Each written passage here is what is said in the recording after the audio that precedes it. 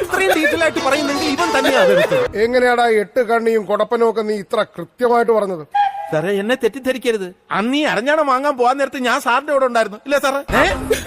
കണ്ട അന്ന് 15 പവന്റെ ഒരെണ്ണം വാങ്ങാന്ന് പറഞ്ഞപ്പോ സാറാ പറഞ്ഞ അതിന്റെ ഒന്നും ആവശ്യമില്ല, ഈ 10 പവന്റെ ഈ അരഞ്ഞാണം മതി ഇല്ലേ സാർ?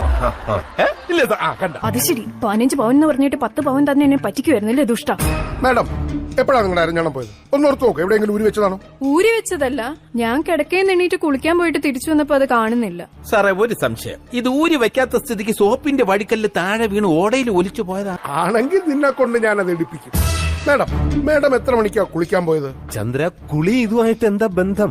തെളിവെടുക്കണമല്ലോ സാറേ. മാഡം അപ്പൊ പറയും. ഒരു 10 മണിയായി കാണും. 10 മണിക്ക് നീ എവിടെയായിരുന്നടാ? 10 മണി. 10 മണിക്കല്ലേ സാർ കാറിന്റെ ഡിക്കി തുറന്ന് 2 കോടി രൂപ എടുത്തോണ്ട് വരാൻ പറഞ്ഞത്? ബാറുകളെല്ലാം തുറന്നു കൊടുത്തതിന് കൈക്കൂലിയായിട്ട് മുതലാളിമാർ കൊണ്ടുവന്നില്ലേ ആ എമൗണ്ട്? സാറേ ചന്ദ്ര ചുമ്മാ, ഇതൊന്നും കറക്റ്റ് അല്ല. കറക്റ്റ് അല്ലാത്തോണ്ടല്ലേ നോട്ടിന്റെ മെഷീൻ വെച്ച് സാർ വീണ്ടും എണ്ണി നോക്കിയത്. അപ്പൊ നോട്ടെണ്ണുന്ന മെഷീനും ഉണ്ടോ? 2 എണ്ണം, ഒരെണ്ണം പഴയതാ അല്ലേ സാർ? നോട്ട് അടിക്കുന്ന മെഷീൻ അടുത്ത ആഴ്ച വരും. ചുമ്മാ, അന്ന് അങ്ങനെ ഒരു സംഭവം നടന്നതായിട്ട് എനിക്ക് ഒരു ഓർമ്മയില്ല.